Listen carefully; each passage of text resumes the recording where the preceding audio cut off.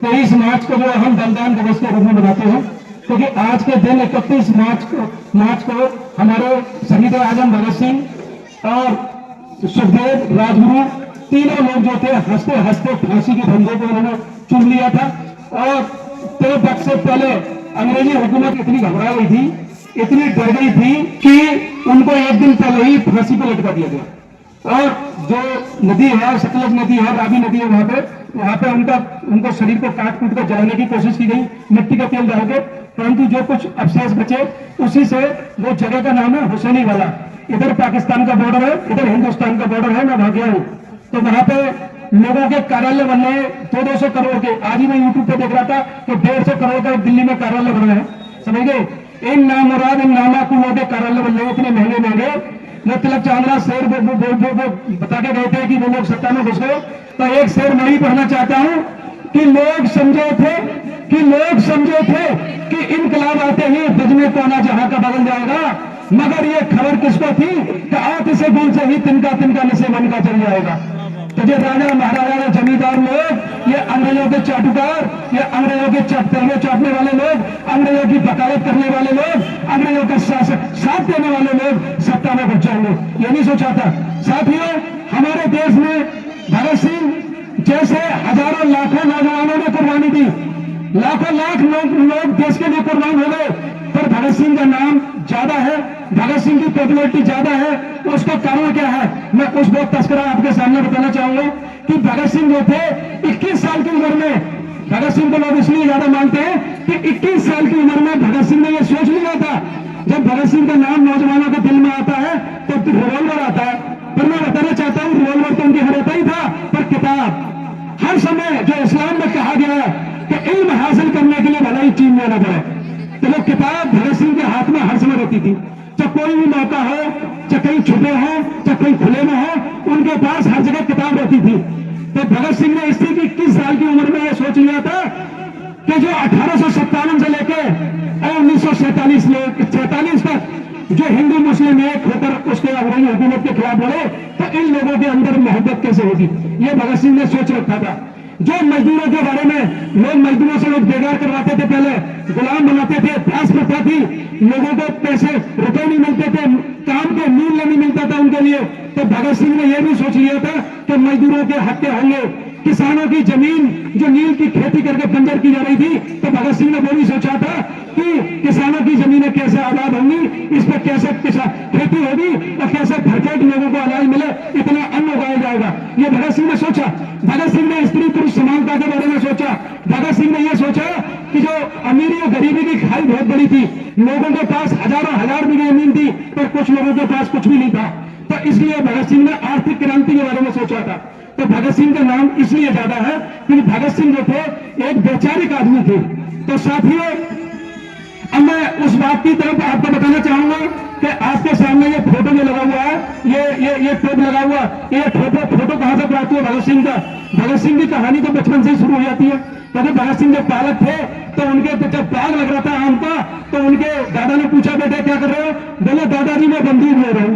क्योंकि कहते हैं बच्चे के पैर जो है पालने में भी जाते हैं।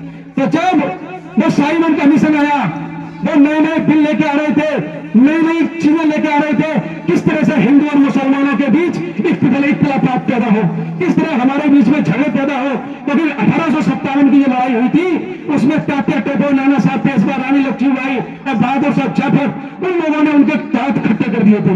जब उनके दांत खट्टे कर दिए तो उसी दिन से उन्होंने सोच लिया था कि किस तरह से हिंदू और मुसलमानों के बीच में खाई पैदा करनी है। तो नए नए वो बिल लेके आते थे। तो साइमन कमीशन आया तो लोग उसका विरोध कर रहे थे। उस विरोध का जो जुलूस का नेतृत्व कर रहे थे लाला लाजपत राय। तो लाला लाजपत राय को जब लाठीचार्ज हुआ, सैंडर्स ने लाठीचार्ज का आदेश दिया। तो जब लाठीचार्ज हुआ तो इतनी लाठी मारी गई लाला जी की, तो उसमें लाला जी की मृत्यु हो गई। जब मृत्यु हो गई तो भगत सिंह ने कसम खाई थी अर्जुन के तरह, जैसे अर्जुन ने कहा था कि सूर्यास्त होने से पहले यही उन्माद सर में है, जयद्रथ तू मेरी नजर में है। भगत सिंह ने कहा 1 महीने के अंदर या तो सैंडर्स का पद कर देंगे, ना तो खुद आत्महत्या कर लेंगे। तो उन्होंने, उनके साथियों ने सैंडर्स का पद कर दिया। और पद करने के बाद तो पुलिस जो थी उन्हें खोजी कुत्तों की तरह, किसकी तरह? कुत्तों की तरह, शेरों की तरह नहीं, कुत्तों की तरह खोज रही थी पुलिस। तो उस समय क्या था, भगत सिंह जो थे अंग्रेज अफसर का उन्होंने रूप धारण किया, ये हेड लगा हुआ है। दुर्गा भाभी उनके साथ थी, जो सिर्फ धर्मा कहते हैं, उनकी पत्नी दुर्गा भाभी, वो उनकी मैम बनी, मतलब पत्नी बनी।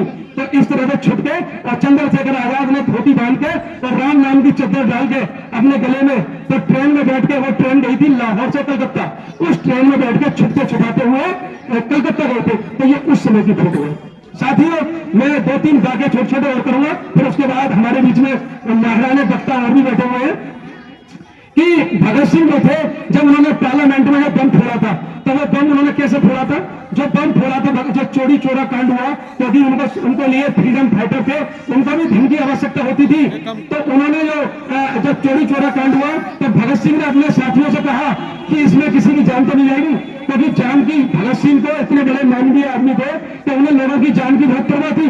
परंतु उन्होंने पार्लियामेंट में बम फोड़ा, वो बम जो था उसकी ताकत बहुत कम थी, उसमें RDX जो था बहुत ही कम मात्रा में था। तो उन्होंने बम फोड़ा क्यों? बम ऐसे हवा में नहीं फोड़ा था।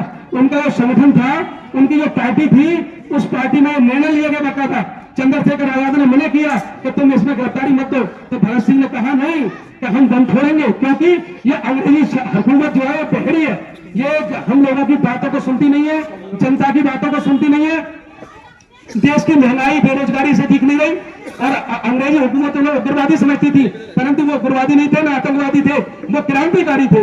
उनका मकसद था देश को अंग्रेजों के चंगुल से आजाद कराना।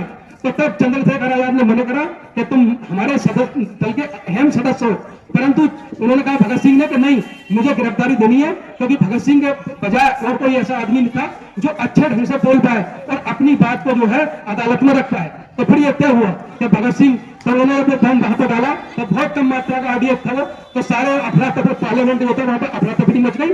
जब मच गई, सब लोग मेजों के नीचे, वो अंग्रेज अफसर जो थे सब मेजों के नीचे दबक गए, कुर्सियों के नीचे दबक गए, वो लोग वहीं खड़े हो गए और खड़े होकर वंदे मातरम, इनकलाब जिंदाबाद के नारे लगाने लगे।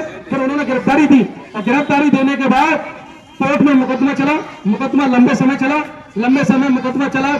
उनके लिए जेल में नई नई यात्राएं दी जाती थी, उन्होंने भूख हड़ताल करी। भगत सिंह ने खाने को लेकर, अब उनके लिए वो राजनीतिक कैदी थे, कहते थे हम राजनीतिक कैदी हैं, तो उनको पढ़ने के लिए समाचार पत्र मिलने चाहिए, बुक्स पढ़ने के लिए मिलने चाहिए, ऐसी रोज नई नई बातें थी मानव अधिकारों को लेकर, ह्यूमन राइट को लेकर। वो जो है हंगर स्ट्राइक करते थे जेल में, रोज जेल में हंगामा होता था। वो मेरा रंग दे बसंती चोला का गाना गाते हुए वो कोर्ट तक पहुंचते थे और इनकलाब जिंदाबाद के नारे लगाते हुए पहुंचते थे, और लोग ये तमाशा देखते थे।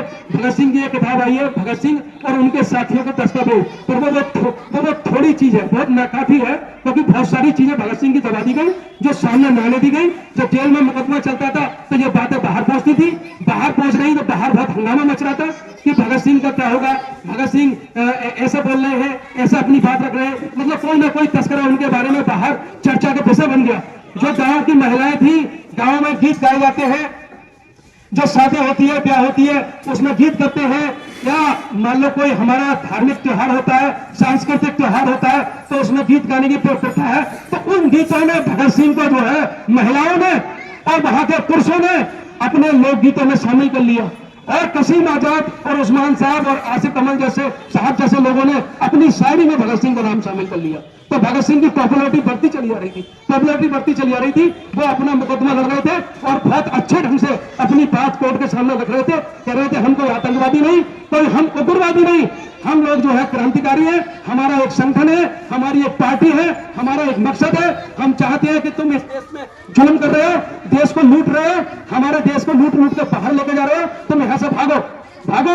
इस देश में मजदूरों के लिए क्या हक होंगे, किसानों के लिए क्या हक होंगे, स्त्री पुरुष समानता कैसे होगी, ये सारी बातें भगत सिंह रख रहे थे, और हिंदू मुस्लिम एकता के बारे में दृढ़ता से बोल रहे थे भगत सिंह। अगर आज भगत सिंह होते और उनके विचारों को सरकार अगर लागू करते, तो देश में कोई हिंदू मुस्लिम नाम का या कोई जाति पाति का कोई झगड़ा हो नहीं सकता।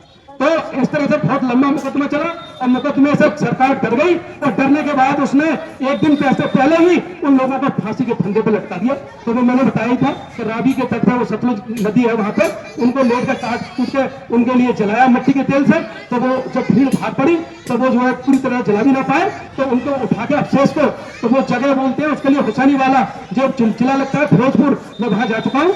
तो वहां पे हुसैनी वाला में, ये सामने पाकिस्तान है, ये हिंदुस्तान है, बीच में नदी है, खाई है, तो वहां पे जो है इनकी वो बना हुआ है ऐसे ही एक चबूतरा टाइप का, और उसमें उनके जो तीनों की मूर्तियां खुदी हुई हैं, जो लोगों के 300 करोड़ के 150 करोड़ के कार्यालय बनने, परंतु कहते हैं कि शहीदों की चिताओं पर लगेंगे, हर बरस ले ले, वतन पे मरने वालों का यही बाकी निशा होगा। इनके लिए एक मकबरा नहीं बनवा सके वहां पे, ताकि हमारे देश के नौजवान इनसे प्रेरणा ले सके।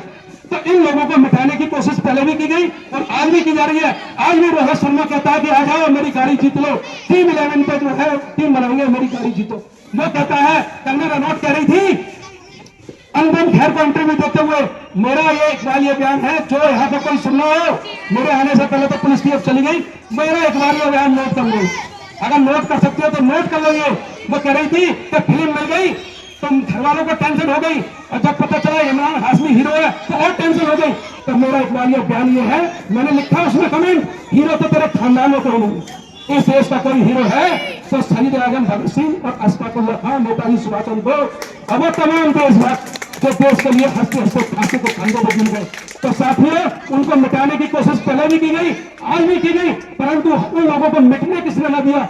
इन रिक्शा चलाने वालों ने। क्योंकि मैं बच्चा था, वो देखते आ रहा हूँ, रिक्शे वाले के पीछे भगत सिंह की फोटो लगी होती थी, जो नाई बाल काटता है उसकी दुकान पर भगत सिंह की फोटो लगी हुई है, जो तमाम रोजगार करते हैं, बुनकर का काम करते हैं, काश्तकारी का काम करते हैं, जो कसीम आजाद रेडियो संभालने का काम करते हैं, उसमें भगत सिंह की, अशफाकुल्लाह खान की, चंद्रशेखर आजाद की तस्वीर लगी हुई है। तो इन लोगों ने कभी मरने न दिया, ना तो उस विचार का मरने दिया, न हमारे फ्रीडम फाइटर लोगों को मरने दिया। मैं एक बात को कहकर अपनी बात खत्म करूंगा।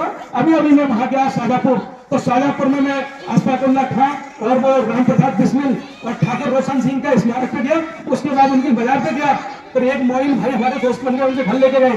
तो जो उनका पोता है अशफाकुल्लाह खान का, उनकी तो शादी नहीं हुई, और उनके भाई जो थे, भाई के बच्चे हैं, उसका जो पोता है उसका नाम भी अशफाकुल्लाह खान। तो हमें चाय नाश्ता कराया और बड़ा हमारे लिए, उनके साथ हमने फोटो वोटो खींचे और तमाम नाश्ता लेकर आए, चाय लेकर आए, बड़ी खातिर क्रांतिकारी बने। पर बताने की बात यह है कि सहसपुर में किला है, तो जो किले में लगी हुई है ना ककैया ईंटें लगी हुई है, जिससे किला बना हुआ है, इसी तरह से अशफाकुल्लाह खान साहब की कोठी बनी हुई है, बहुत बड़ी कोठी उनकी बनी हुई है। उनके सामने न तो कोई मजबूरी थी, ना उनके सामने कोई दिक्कत थी, परंतु उस वक्त में, उस वक्त देखो, उस वक्त की कोठी है, तो उस वक्त में उन्होंने वो अपना ऐशो आराम छोड़ के, अपनी सारी मौज मस्ती छोड़ के, अपना पढ़ने लिखने की उम्र छोड़ के, वो लोग राम प्रसाद बिस्मिल के संपर्क में आके देश की जंग आजादी में कूद पड़े, और देश के लिए उन्होंने जो है हंसते हंसते फांसी के फंदे पे चले गए। वहां पे फैजाबाद की जेल में उन्हें फांसी हुई, और फांसी से पहले कहा था कि उन्होंने कि और कुछ आरजू नहीं है, ये कहा था कि और कुछ आरजू नहीं है, बस इतनी सी आरजू है कि कोई रद्दे जरासीम लाके खाके वतन पतन में। पर आज के लोग तो ये कहेंगे मरते दम भी कि भाई साहब 400-500 करोड़ और मिल जाए, ये आरजू व्यक्त करेंगे। हाँ, और एक कार्यालय बन जाता हमारा 400 करोड़ का बन जाता। खैर, अब शहीद आजम भगत सिंह के ऊपर बोल रहे हैं, तो उनका शेर बोल के अपनी बात खत्म करूंगा। क्योंकि अंग्रेजी हुकूमत नए नए जुल्म कर रही थी, नए नए वो कानून लेकर आ रही थी, तो भगत सिंह ने उस शेर बोला था कि उसे फिक्र है हरदम मेरा तर्ज वफा क्या है, हमें शौक है देखे सितम की इंतहा क्या है। इसका तर्जमा जो है नादिर साहब, उस्मान साहब पढ़ देंगे, बोलेंगे तो, क्योंकि ये उर्दू के अच्छे जानकार है। तो देहर से क्यों खपा रहे हैं, चरका क्यों गिला करें, सारा जहां अदू सही आओ मुकाबला करें, कोई दमका मेहमा हूँ अहले महफिल, चिरागे शहर में बुझा चाहता हूँ, मेरी हवा में रहेगी ख्याल की बीनी, ये मुझसे खा के पानी रहे न रहे। इस उर्दू शेर का जो है ये लोग तर्जमा कर देंगे क्या है इसका मतलब। बहुत बहुत शुक्रिया, लाजवाब कर दिया आपने।